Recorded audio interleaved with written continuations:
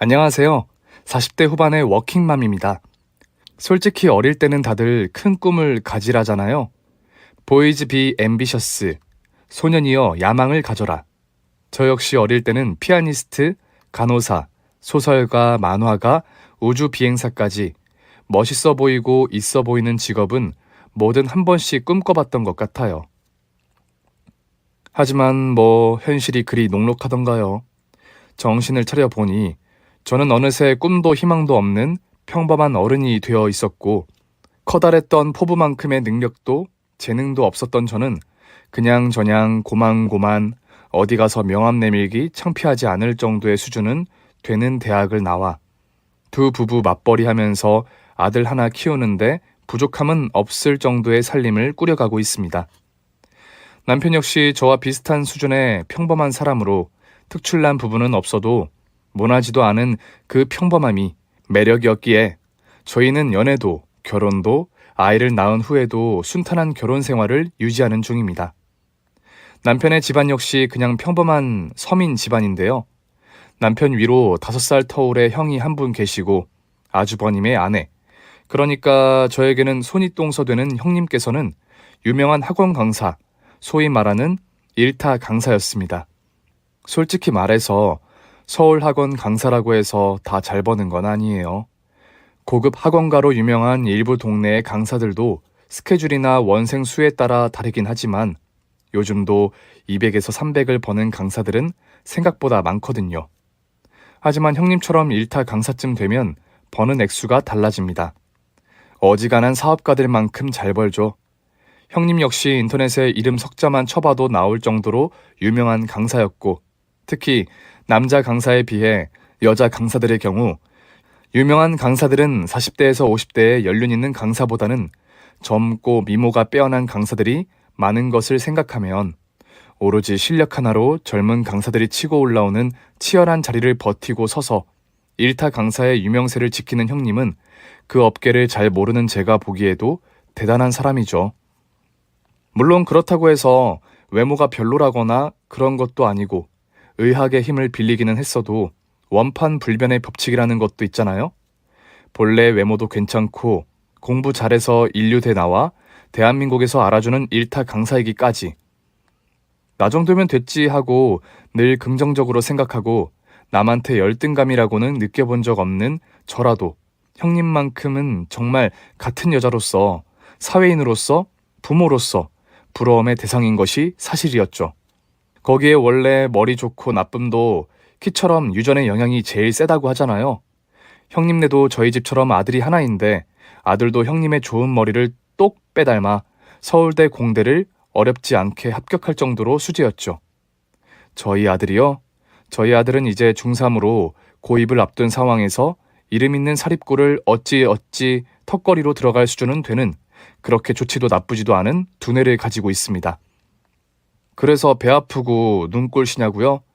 물론 그건 아닙니다.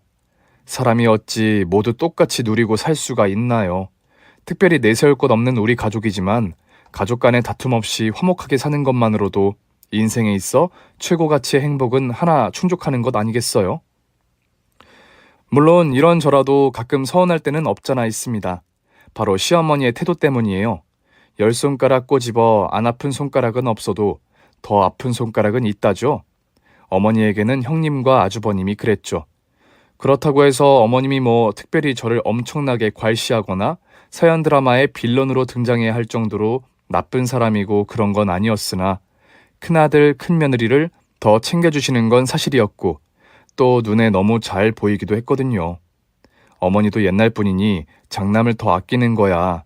그 시절 사람들 사고방식으로는 어찌 보면 이해해줘야 할 부분도 있고 거기에 큰며느리가 집안의 기둥 노릇을 할 정도로 엄청난 능력과 수입을 지니고 있으니 어쩔 수 없다 하고 우리 부부도 일간 마음을 내려놓고 있는 부분도 있었죠. 예를 들자면 이런 식이었어요. 시어머니가 간혹 백화점에서 쇼핑을 하시면 형님께는 명품백을 사다 주고 저에게는 할인하는 시즌 지난 티셔츠 하나를 덜렁 선물 포장도 없이 던져주는 식? 물론 이거라도 생각해서 챙겨주시는 게 어디냐. 형님이 잘 버는 만큼 어머니께 드리는 용돈이 얼만데 하고 저 역시 기대를 내려놓으니 바라는 것도 없어지고 그래도 크게 괄시하는 건 아니니 그걸로 되었다 생각하고 마는 거죠. 또 명절이나 제사 때 가족이 모이면 보통 이런 식이었어요. 아이고, 우리 귀한 며느리님 오셨어? 어머, 어머님 죄송해요. 시간 맞춰 출발했는데 차가 좀 막히더라고요. 그럼 이해하지. 우리 며느리님이 얼마나 공사 다망하신 분인데. 아니 근데 얘는 아직도 음식이 덜 됐어? 얘 무슨 문어를 잡아오니? 연포탕 하나 끓이는데 왜 이렇게 오래 걸려? 좀만 더 기다리세요. 금방 됩니다. 아이, 쟤는 무슨 그놈의 금방이 몇 번째야. 애가 그냥 넉살만 좋아가지고. 말은 저렇게 툴툴대시지만 저 역시 15년을 넘게 이 집 며느리로 살다 보니 그냥 적응이 되더라고요. 그런 은근한 차별은 아들들도 마찬가지였죠. 어머님께서는 유산은 형에게 70, 동생에게 30이라고 늘 대놓고 못을 박으셨고 어디를 가도 무엇을 먹어도 아주버님을 찾지 저희 남편은 찾지 않았죠. 시댁에 가족 모임이 있어 가면 저는 늘 음식을 하느라 바빴고 제가 한 음식은 모두 형님과 아주버님 입으로만 들어가기 마련이라 제가 눈치껏 남편이 좋아하는 음식들을 슬쩍 많이 덜어 앞으로 밀어줘야 좀 자기 몫을 챙겨 먹을 정도일까요? 남편 역시 어릴 때부터 그런 은근한 차별에 눌려 살아서 그런지 사람이 유약한 면이 없잖아 있긴 했어요. 하고 싶은 건 하셔야 하고 할 말은 해야 하는 시어머니의 괄괄한 성격을 보면 그럴만도 하다 싶은 마음도 있었고요. 저 역시 어디 가서 지고는 못 사는 여장부 스타일이라 젊은 시절에야 이런 게 서운해서 어머님께 하소연도 해보고 못내 서운한 마음에 작은 반항도 해보고 했지만 사람이 나이가 들어 성격이 유해진 것도 있고 또 솔직히 벌이가 다르니 챙겨드리는 용돈 액수부터가 다르기도 하고 어머님이 저러시는 게 아주 이해 안 가는 건 아니라 그냥 그러려니 긍정적이고 유도리 있는 성격으로 잘 헤쳐나가며 살고 있었죠. 솔직히 제 고민은 그런 것보다는 훨씬 현실적인 곳에 있었거든요. 이제 중3인 우리 아들, 솔직히 어찌어찌 턱걸이로 욕심내서 사립고를 보낸다 한들 날고 기는 애들이 수두룩한 그곳에서 스트레스를 버틸 수 있을까? 높은 학습 수준을 따라갈 수 있을까?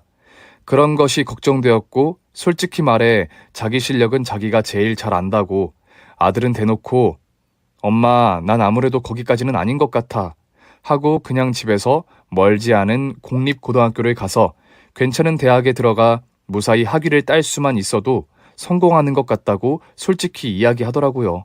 가장 큰 문제는 공립고등학교를 가더라도 아들이 목표로 하는 괜찮은 대학에 들어가기 위해서는 지금 다니는 학원으로는 안 되고 입시를 대비해서 학원 한 군데 정도는 더 끊어야 하는 상황이었거든요. 하지만 이 또래 아이가 있는 분들은 아실 겁니다. 요즘 학원비가 얼마나 비싼지를요. 고만고만한 두 월급쟁이 수준으로는 학원 한두 개 보내는 것 자체가 부담이 되는데 아이의 미래를 생각하자니 안 보낼 수도 없고 솔직히 우리 아들 머리로는 어정쩡한 학원에는 보내느니만 못한 상황인 것이 사실이기도 하고 고민이 없을 수가 없었죠. 어떻게든 소위 말하는 스카이까지는 아니더라도 최대한 좋은 대학에 보내주기 위해 없는 형편에 쪼개고 또 쪼개서 2년 정도 어학연수나 유학이라도 보내줘야 하나 뭐 그런 고민까지 해야 하는 단계였으니까요.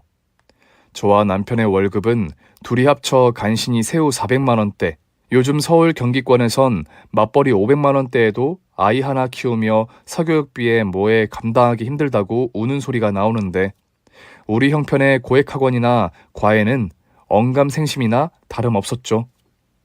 공과금 하며 아직도 다 못 갚은 주택 융자까지 학원 하나만 추가해도 휘청일 수 있는 상황이었습니다. 하지만 부모의 욕심이라는 게 또 그렇지가 않잖아요. 나중에 우리는 파지를 줍고 살아도 내 자식이 멋지게 잘 되어 사는 걸 보고 싶은 게 부모의 욕심이고 또 본인이 정 싫어서 공부를 안 하는 것도 아니고 하고 싶은 욕심은 있는 아이인데 괜히 부모가 능력이 안 되니 학원 하나 보내주는 것도 망설여야 하나 싶어 괜히 아이에게 미안하고 속상한 마음도 없잖아 있었어요. 그러지 말고 친정에 손 좀 벌려볼까? 에이, 괜히 말 꺼냈다가 부르렁 만들어. 기억 안 나? 장인어른께서 저번에도 뭐라고 하셨는지? 그건 그렇지. 아휴, 내가 오죽하면 이런 이야기까지 하겠어. 그랬습니다. 친정도 형편이 그리 어려운 처지는 아니었으나 저희 친정 아빠도 워낙 옛날 분이시다 보니 여자는 결혼하면 출가외인이여. 친정에 손 벌릴 생각 말고 알아서 살아. 나 죽으면 유산 분배는 알아서 해줄 테니까. 하고 아예 공언을 해둔 상황이셔서 명절에 애 데리고 친정에 가도 용돈 한 번을 안 주시는 그런 분이셨거든요. 아버지 성격이야 워낙 칼 같은 분이니 유산 분배야 어련히 알아서 제 몫을 챙겨주시겠지만 그래도 똑같은 자식인데 딸과 아들이 뭐 그렇게까지 다를 일인가 싶을 때도 있었죠. 친정이 이런 상황인데 시댁에 손 벌리는 건 도저히 꿈도 못 꿀 일이었고 몇 날 며칠을 고민만 하던 저는 형님께 부탁을 해보기로 했습니다. 형님과 제 사이가 그렇게 살가운 사이는 아니었어도 딱히 나쁜 것도 아니었고 형님이 좀 깐깐한 이미지가 있긴 하셨어도 또 챙길 때는 챙겨주시는 분이었거든요. 뭐 일타 강사인 형님의 비싼 강의를 공짜로 듣게 해달라는 것까지는 바라지 않았고 솔직히 형님이 일하는 학원은 들어가는 것도 시험을 보고 가야 해서 저희 아들 수준에 맞는 것도 아니었으니까요. 그래도 형님이 학원가에 인맥이 넓으니 좋은 학원 조금이나마 저렴하게 들어갈 수 있으면 좋겠다 싶은 마음도 있었어요. 요즘 정말 지훈이 진로 때문에 고민이에요. 적당한 학원을 보내려고 해도 그 적당한 학원조차 우리 형편에는 비싸서 혀를 내두르게 되니. 맞아. 요즘 물가보다 빠르게 오르는 게 학원비니까. 나도 이 업계에서 일하지만 학원비가 다른 곳보다 저렴한 곳은 일단 의심해봐야 하고 싼 게 비지떡이라고 차라리 그 돈으로 인간 끊어서 독학하는 게 나은 경우도 있다니까. 그래서 말인데요, 형님. 지훈이 수학 학원이라도 하나 끊어야 하긴 하는데 제가 형님께 염치불구하고 이렇게 부탁 좀 드리고 싶어서. 어머, 이렇게 와인까지 사들고 찾아온 이유가 그거였어? 아이 참, 가족끼리 안 그래도 되는데. 그래도 제가 염치가 있죠. 많은 건 제가 바라지도 않고 혹시 형님 가족 할인 같은 걸로 조금이라도 싸게 수업받을 수 있는 수학학원이 있으면. 동서. 근데 사실 내가 소개해줄 수 있는 학원은 대부분 상위 1% 애들이 다니는 학원이라 지훈이 같은 경우에는 테스트에 붙지도 못할 가능성이 있어. 그것도 그렇긴 해요. 그렇게 풀 죽지 마. 태어날 때부터 천재로 태어나는 애들이 어디 있어. 지훈이도 퀄리티 높은 강사한테서 수업 듣다 보면 또 일취월장해서 서울대 갈 수 있을지 누가 알아? 실제로 내가 재작년에 수업했던 애들 중에 그런 케이스 있었어. 에이, 저도 그렇게 되면야 좋죠. 근데 아무래도. 그래, 알아. 결국은 돈 문제잖아. 동서, 그러지 말고 내 운전기사로 취직할래? 운전기사요? 그래, 안 그래도 나 요새 자서전 작업이다, 외래 강사 초빙이다 뭐다 해서 너무 바쁘거든. 에이, 바쁘고 피곤하니까 운전에 집중도 안 되고 피로만 가중되는 것 같아서 안 그래도 운전기사 한 명 고용할까 생각 중이었거든? 근데 아무래도 여자 운전기사는 구하기도 힘들고 하루 종일 스케줄을 다 같이 해야 하는데 남자는 내가 좀 불편해서 동서가 해주면 같은 여자의 가족이기까지 하니 편하고 좋을 것 같은데 생각 한번 해봐.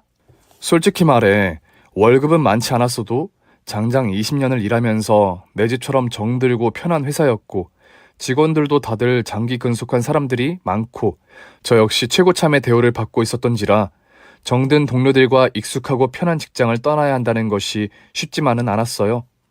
사람이 머리가 굳을수록 도전을 무서워한다는 말도 있잖아요.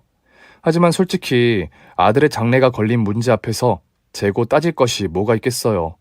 제 운전 실력은 여자치고는 좋은 편이었고 주차 실력만큼은 남자들과도 견주어도 완벽하다고 할 정도로 회사 안에서는 베스트 드라이버로 불리고 있기도 한데다가 형님이 취직 조건으로 기존의 2배에 가까운 월급과 함께 아들이 고등반으로 올라오면 자신의 수업에 테스트 없이 들어올 수 있는 특혜, 가족 할인까지 해주겠다고 하는데 제가 이걸 거절하면 말도 안 되는 거죠.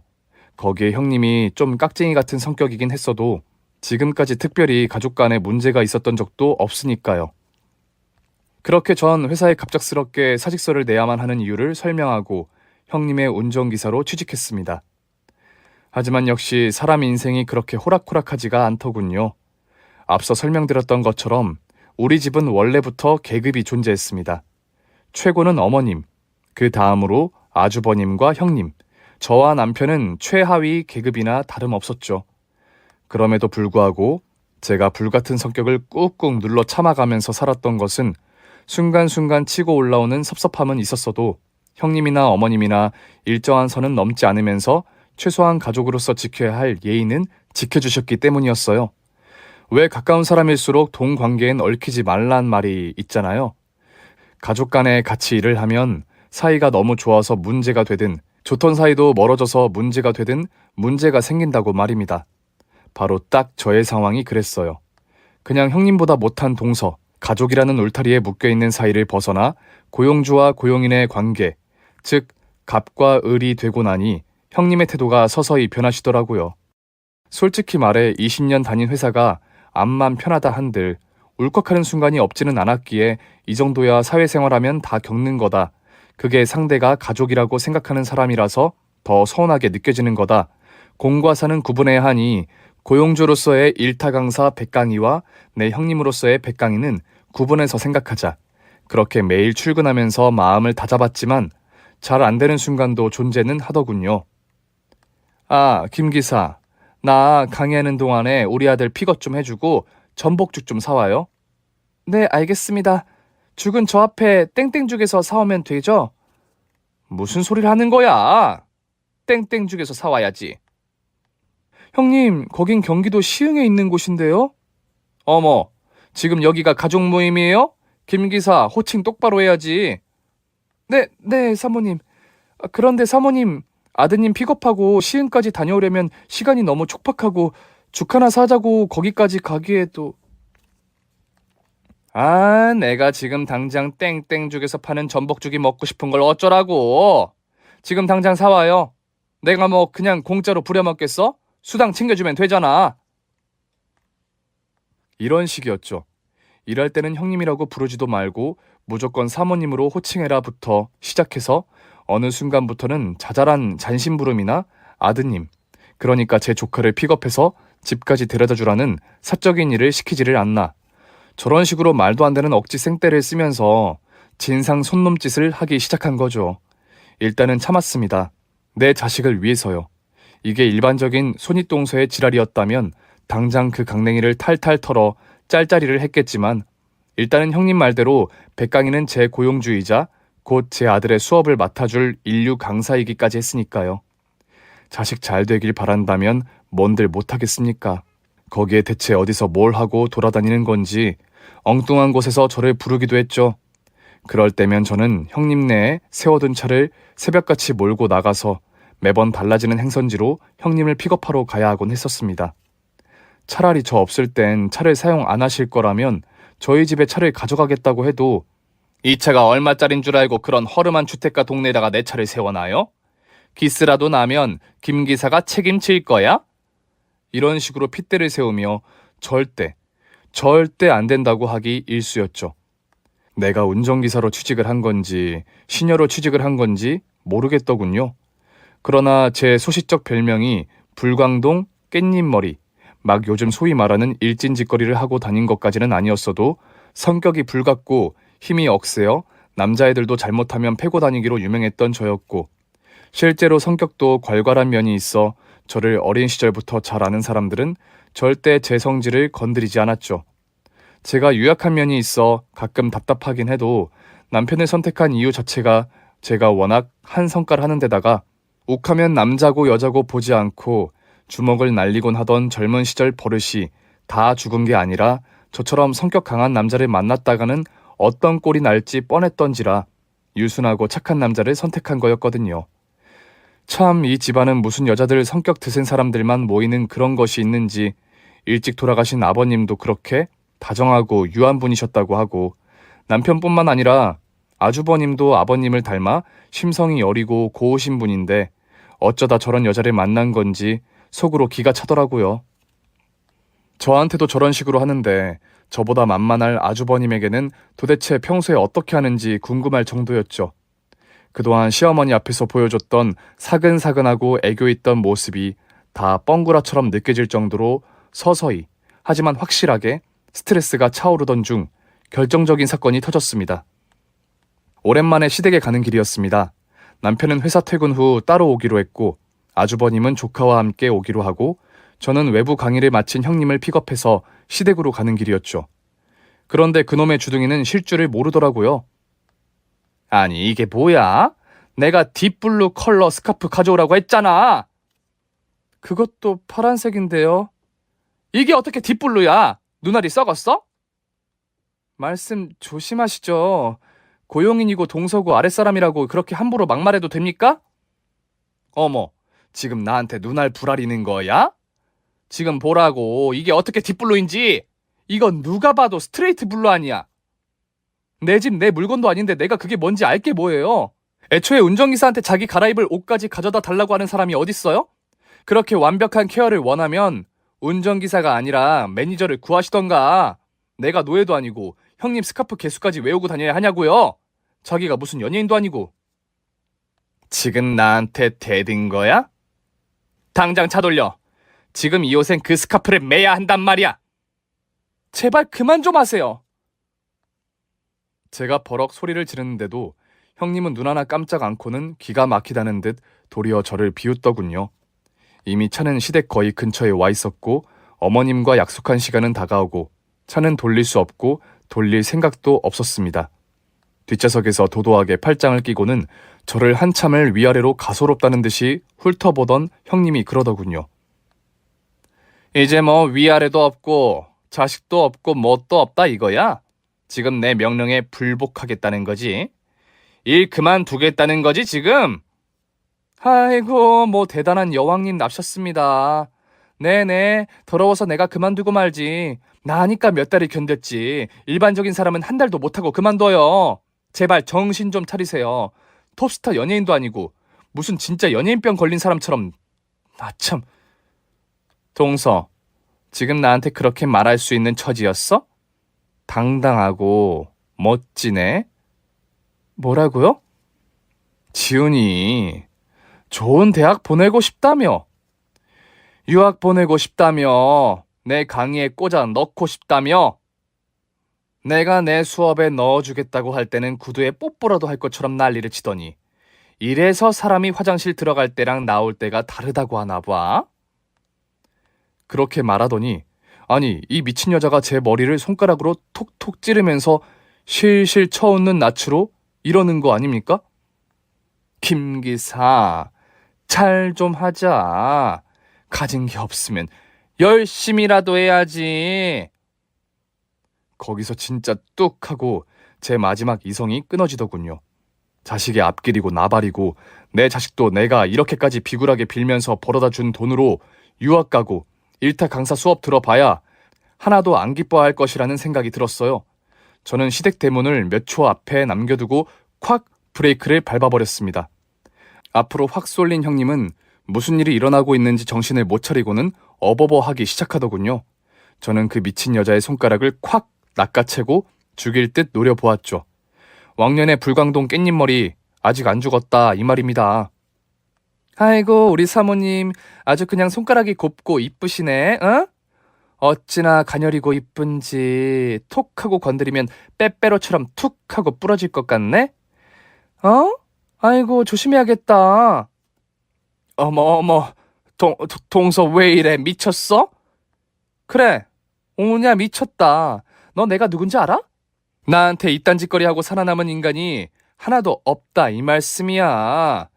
어떻게 열 손가락 관절이 하나하나 꺾이면 안 되는 방향으로 꺾이는 어메이징한 인체의 신비를 지금 내가 생방송으로 함 틀어줘? 형님, 아니 이 주제도 모르는 미친 여자의 낯빛이 하얗게 질리는 걸 보니 그래도 묵은 채증이 좀 가시는 것 같더라고요. 그렇다고 제가 내일 모레 50을 바라보는 나이에 진짜로 뭐 손가락을 부러뜨리고 상해죄 이런 걸로 철컹철컹 할 일 있습니까? 열심히 벌어 아들 뒷바라지 해야 하는 처지예요. 그냥 겁이나 좀 주다가 오줌이나 시원하게 지리는 거 보고 그걸로 두고두고 놀려 먹을까 하는 생각이나 하면서 묵혀뒀던 쌍욕이랑 실컷 하고 있었는데 이게 웬일입니까? 두둥 하고 최종 보스가 나타나신 겁니다. 바로 저희 시어머니셨습니다. 한 손에는 언젠가 형님이 선물한 값비싼 골프채를 들고 말이지요. 정말 최종 보스라는 표현이 부족할 정도로 당시 어머니의 모습을 떠올리면 아직도 제 간담이 다 서늘할 정도입니다. 인기척도 없이 골목 어귀에서 무슨 고라니처럼 불쑥 나타난 시어머니는 골프채를 드신 채 한참을 차 앞에 멍하니 서 계시더라고요. 눈동자가 시뻘겋게 달아오른 게 정말 시어머니에게 이런 표현하면 실례이고 지금 생각해보면 당연히 그러고도 남을 상황이었지만 저보다 더 미친 사람이라고 해도 과언 아닐 정도로 을씨년스러운 귀신 같은 모습이었습니다. 어머니? 거기서 뭐하고 아가, 창문 닫아라. 네? 닫힌다, 창문 닫아라. 정말 공포영화의 한 장면 같은 찬바람 쌩쌩 날리는 차갑고 냉정한 표정으로 말씀하신 시어머니는 골프채를 양손으로 쥐고는 번쩍 들어 올리셨습니다. 정말 제가 뭐라고 말을 하기도 전에, 이게 대체 무슨 일인지 파악하기도 전에 와당탕하는 엄청난 소리가 울려 퍼지면서 어머니의 분노에 찬 스윙이 어마무시하게 비싼 외제차 앞 범퍼에 쾅 하고 꽂히더군요.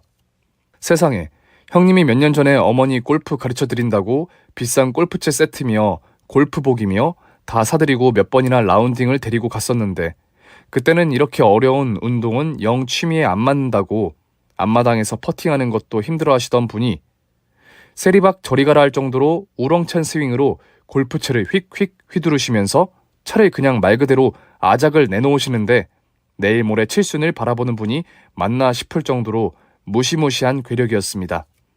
당장 지금도 웬만한 남자는 이긴다 하는 저도 그때 시어머니는 도무지 이길 자신이 없다는 생각이 들 정도였으니까요. 3분의 4박자, 신나는 자진몰이 장단 아시나요? 정말 시어머니는 쿵짝쿵짝 멀리서 보면 춤사위라도 보이는 사람처럼 신나게도 차를 때려 부셨습니다. 물론 뒷좌석에는 미친 여자의 미친 비명소리가 배경음악으로 쫙 깔려 있었고 영문을 모르는 저 역시 시어머니의 본 적 없는 어마무시한 반전 모습에 겁에 질려 어떻게 말려볼 생각조차 못하고 내밀었던 고개도 쑥 도로 집어넣고 운전석에서 벌벌 떨고 있었죠. 한참을 그렇게 차를 때려 부수는데 온 열정을 다 쏟으시던 어머니가 우뚝 갑자기 행동을 멈추고는 골프채를 바닥에 집어 던졌습니다. 정말 그때의 장면 하나하나를 다시 떠올려 보자면 꼭 복수를 위해 긴 여정을 떠나는 헐리우드 액션 영화의 주인공이 최후의 복수를 위한 칼을 갈며 최종 빌런과의 마지막 결전을 앞두고 있는 것처럼 비장함까지 느껴졌다니까요. 시어머니는 형님이 타고 있는 뒷좌석 앞에 우뚝 서시더니 그랬습니다. 야, 나와. 세상에 전 우리 시어머니에게 그런 엄청난 카리스마가 있는 줄은 꿈에도 상상 못했다니까요. 뭐해? 안 들려? 좋은 말로 할 때 기어 나와. 어머니 왜 이러세요? 형님은 그러더니 더듬더듬 어버버한 손길로 뒷좌석 문을 그냥 잠궈버리더라고요. 제가 봐도 이건 시어머니가 형님에게 무언가 단단히 화가 나신 상황이었고 지금 내렸다가는 몸성하지 못할 것 같다는 예감이 들더군요.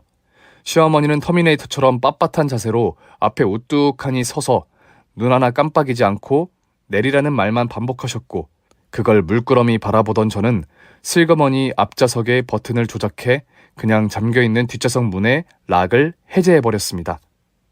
야, 너 지금 뭐하는... 어머니 왜 이러세요? 제가 차 뒷문 잠금 장치를 풀고 어머니에게 신호를 보내자마자 벌컥 문을 열고 손을 쑥 집어넣으신 어머니가 형님의 머리채를 확 쥐어잡고는 차 밖으로 질질 끌고 나가셨습니다. 평소 수십만 원짜리 트리트먼트인지 영양제인지 쓰면서 애지중지 관리한다던 형님의 긴 생머리는 그야말로 상모 돌아가듯 빙글빙글 돌아가기 시작했고 정말 제 입에서는 어우 소리가 절로 나오더라고요. 사람 모가지가 저런 각도로 돌아갈 수 있다는 것을 전 그날 처음 알았습니다.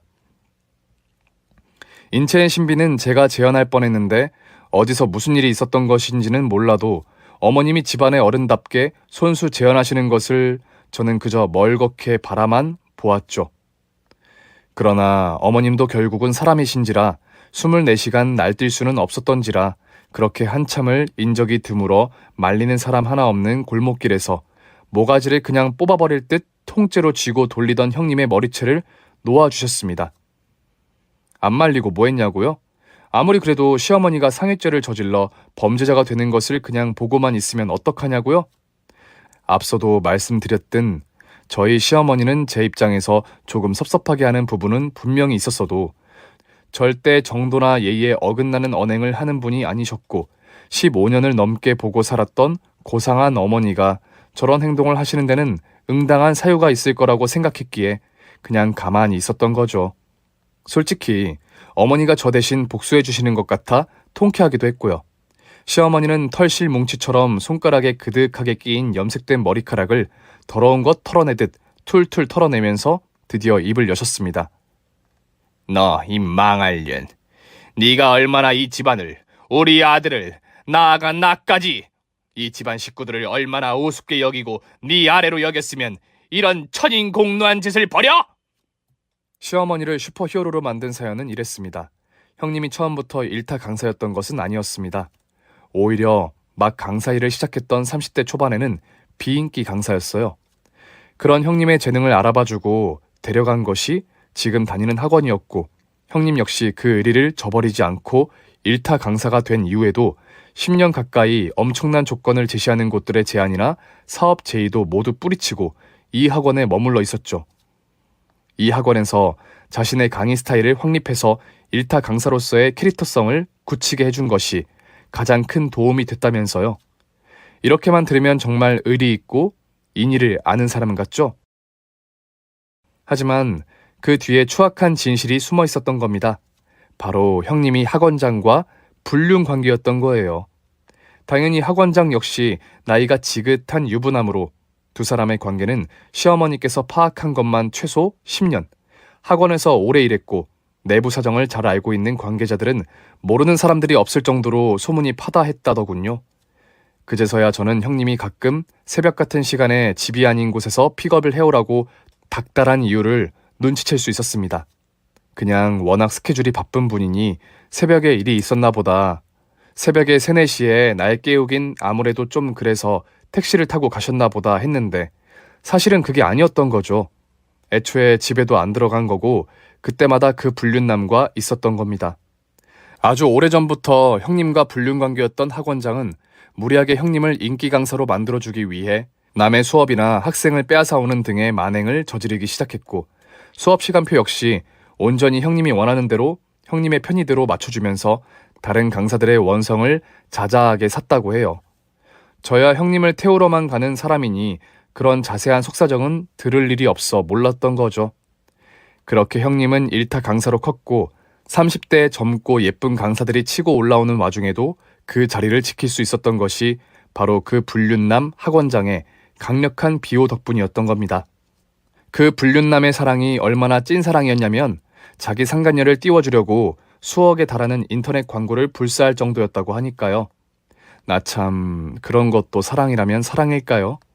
아무튼 아주버님은 원래부터 성격이 유약했던 탓에 아내의 폐악질을 말도 못하고 끙끙 앓기만 했고 집안의 최고 어르신인 어머니께서 큰 며느리를 그리 예뻐하고 아끼니 더욱 말을 못했다고 해요. 그런데 여기서만 그쳤으면 좋으련만 이 금수 같은 여자는 자기 남편이 마누라가 바람 피우는 걸 알면서도 말을 못한다는 걸 알고는 아예 그놈과 살림까지 따로 차렸답니다. 당당하게 자기 이름으로 오피스텔을 구입해서요. 처음엔 여기까지는 몰랐던 아주버님은 형님이 아예 두 집 살림을 차렸다는 사실을 알고는 마음에 큰 상처를 입어 시름시름 앓기 시작했다고 합니다. 저나 남편은 아주버님을 시댁에 들를 때나 가끔 봤으니 몰랐던 겁니다. 일이 이렇게까지 됐는데 아주버님이 말을 못했던 건 앞서 말한 것처럼 어머님이 큰며느리를 워낙 아끼고 예뻐했던 것도 있지만 아주버님 스스로 자신이 능력 없고 별 볼 일 없다고 자책하는 마음 때문이 컸다고 해요.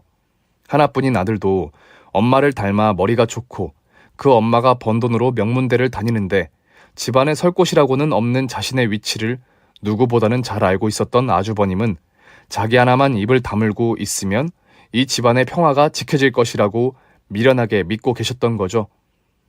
하지만 오랜만에 친구분들을 만난 김에 며칠 후에 집에 찾아올 큰 며느리를 위한 선물도 사면서 쇼핑하고 오시는 길에 연락 없이 학원을 찾아가셨던 어머니께서 직원들의 뒷담화를 듣고 이 사실을 알아버렸고 오늘만을 벼르고 벼르면서 기다리셨던 거예요. 아주 작사를 내버리려고 말이죠. 더 웃긴 건 시어머니가 이 사실을 알고 아주버님을 가장 먼저 불러들였는데 이 미친 여자는 자기 남편이 며칠 동안이나 집에 없었다는 것조차 몰랐던 겁니다. 내 탓이다, 내 탓이야. 내 눈에 뭐가 씌었었지. 저런 구미호년을 며느리라고 믿고 물고 빨고 했으니. 어머니는 여전히 분이 풀리지 않으셨는지 한참을 씩씩대셨고 그제서야 제게 그동안 왜 그렇게 아주버님을 편애했는지를 털어놓으셨어요. 두 아들이 모두 아버지를 닮아 심성이 유약했는데 그 중에서도 큰아들이 유독 그러한 면이 강해 어릴 때부터 어디서 유독 자주 맞고 오고 물건을 빼앗겨 오는 일이 많았던 거예요. 그래도 작은 아들인 제 남편은 억울하면 억울하다고 말이나 할 줄 아는데 아주버님은 그것마저도 안 될 정도로 소심한 성격이었던 거죠. 그렇게 아픈 손가락이라고 더 신경을 쓰다 보니 이렇게 오늘에 이르렀던 겁니다. 야무지고 똑똑하고 돈 잘 버는 마누라 얻었다고 한시름 놓으셨을 텐데 그 며느리가 저런 미친 사람이었으니 어머니 속은 오죽 썩어 들어갈까요? 시어머니는 다 빠그라진 자동차 앞에서 한참을 우시더니 갑자기 제 앞에 털썩 무릎을 꿇으셨습니다. 미안하다, 아가. 내가 그동안 너희한테 너무 모질게 굴었지. 네가 서운해하는 줄을 알면서도 내가 일부러 모르는 척했었어. 미안하다. 사람이 그러면 안 되는 거였는데 그동안 묵묵히 집안일 봐주고 진심으로 가족을 위해준 널 일이 이렇게 되고 나서야 알아보는구나. 어머니, 이러지 마세요. 일단은 지금 저것부터 어떻게 해결해야 하지 않겠어요? 그래, 맞다. 저 구미호 요괴 같은 년을 아주 그냥 송장을 만들어야 해. 그것보다 먼저 해결해야 할 일이 있잖아요. 어? 저는 어머니에게 씩 웃어 보였죠. 해결해야 할 일이 뭐냐고요? 긴 세월 아주버님의 속을 썩어 들어가게 만든 그 상간놈을 족치는 거지 뭐겠어요. 물론 순수하게 아주버님과 어머님의 복수만 생각했던 건 아니고 지난 몇 달 동안 아들을 볼모로 잡혀 개처럼 굴려먹힌 것에 대한 복수를 위한 사심도 물론 조금, 아니 사실은 살짝 많이 섞여 있었지만요. 뭐해? 네 그 죽고 못 사는 애인놈 얼굴 한번 보자꾸나. 지금 당장 학원으로 오라고 해. 아가, 가서 내 차 좀 빼와라. 학원으로 가게. 형님, 아니 그 미친 불려오는 어머니께 싹싹 빌었지만 지금 눈에 보이는 것이 없는 사람에게 통할 리가 있나요? 어머니의 호통에 못 이긴 그 여자는 결국 살림까지 차릴 정도로 붙어먹었던 남자놈을 팔아먹었고 그렇게 시어머니는 아무 사정도 모른 채 애인이 부른다고 학원으로 내려온 학원장 놈의 상판떼기를 그야말로 말 그대로 갈아버리셨습니다. 역시나 어머니의 골프채는 이번에도 열일을 해주었죠. 어머니는 그놈만 패는 게 아니라 불려씨가 대문짝만하게 프린트되어 나온 현수막도 다 찢어버리고 일타 강사 홍보 입간판도 시원하게 다 때려 부셔버렸습니다. 아주 그냥 온유월에 이불 빨래하듯 지근지근 밟아버리셨죠. 아이고, 아주머니, 왜 이러세요? 왜 이러긴 왜 이래? 잘 걸렸다 이놈. 온유월에 된똥 한번 제대로 맞아봐라. 살려주세요, 살려주세요. 미숙씨랑 다시 만나지 않겠습니다. 아이고, 안 만나긴 왜 안 만나? 기왕 살림까지 차리고 산 거 평생 백년해로 해야지. 너희 같은 것들은 엄한 사람 피해주지 말고 너희끼리 살아야 해. 헤어지긴 왜 헤어져? 한 쌍의 아리따운 바퀴벌레구만. 형님이 워낙 유명하신 분들이다 보니 학원 관계자, 학생들은 물론 지나가던 사람들조차 얼굴을 알아보고 뭔가 싶어 다가와 엄청나게 사진을 찍어댔고 아예 동영상까지 찍는 사람들도 있었어요. 상간놈과 불려씨는 찍지 말라며 사람들 뒷공무니를 쫓아다니며 악을 쓰더라고요. 그 뒤는 모두가 예상하실 수 있는 결말이에요. 무슨 인터넷 장의사인지 뭔지까지 고용해서 일파만파 퍼져나간 사진과 동영상을 지워보려고 발악하던 불려씨는 결국 얼굴이 팔려 정상적인 생활을 할 수 없는 지경까지 갔고 학원계에서도 그렇게 문제 있는 강사를 고용할 리 없으니 사실상 학원계에서 퇴출당하고 무직 신세가 된 거죠. 외부 강의까지 나갈 정도로 인기 있었던 스타 강사의 몰락. 정말 순식간이죠. 아주버님도 어머니가 그렇게까지 하시니 가만히 있을 수는 없었는지 얼마 지나지 않아 이혼 소송을 제기했어요. 물론 상대편의 죄가 워낙 확실한 데다 아예 인터넷에 박제가 됐을 정도니 위자료, 재산 분할, 이혼 소송 모두 아주버님의 깔끔한 승소로 끝났고요. 참 이제 와서 이런 식으로 말해도 되려나 모르겠는데 스타 강사 불려씨가 돈 하나는 알차게 잘 벌고 잘 모았던 덕분에 아주버님께서 재산 분할도 알차게 받으실 수 있었지 뭐예요. 물론 고통받았던 지난 세월을 돈으로 모두 보상할 수는 없겠지만 아버지와 함께 살기를 선택한 아드님이 원하는 대로 대학원 진학해서 공부도 계속 이어갈 수 있을 정도로 넉넉한 생활을 보장할 수 있게 되었으니 결과적으로는 나쁠 것 없죠 뭐. 그렇게 요 앞 슈퍼에만 나가도 자기를 알아보는 사람들이 수두룩하니 제대로 된 일상생활이 가능할 리가 없었던 불려씨는 그래도 창피한 줄은 알았는지 아니면 불편한 게 싫어서 그랬는지 언제부턴가 보인다는 소리가 없더니 이민을 갔더더라고요. 제발 이영만리 타국에서는 한국인 망신 그만시키고 얌전하게 살길 바랍니다. 이 집안의 유일한 며느리가 되어서인지 아니면 똑똑하고 돈 잘 버는 것만이 전부가 아니라는 것을 깨달았는지 시어머니는 전에 없이 저에게 살갑게 잘 대해주십니다. 물론 그동안 아들들을 차별해왔던 거야 시어머니도 머리가 굳은 옛날 사람이다 보니 한순간에 고쳐지지는 않겠죠. 하지만 이제는 시댁에 가서 음식을 해도 저에게만 일을 시키시지도 않고 아주버님 앞에만 맛있는 음식들을 몰아두지도 않으셔요. 아, 저 일까지 그만두고 이렇게 돼서 어쩌냐고요? 그것도 걱정하실 필요는 없답니다. 기왕 이렇게 된 거 몇 달 되지도 않아 회사로 돌아가기도 좀 그렇고 이제 와서 새 직장을 찾기에도 많은 나이였던 저는 어머님과 상의 끝에 어머님의 손맛과 저의 억척스러운 성격을 살려 음식점을 개업했고 초대박까진 아니어도 저희 아들 고급 과외시켜주면서 우리 집 새 식구와 어머님까지 넉넉하게 살 형편은 되었답니다. 그동안 형님의 경제력에만 기대어 박봉에 만족하고 사셨던 아주버님도 가게 투자자이자 동업자로서 열심히 살아보려고 노력 중이세요.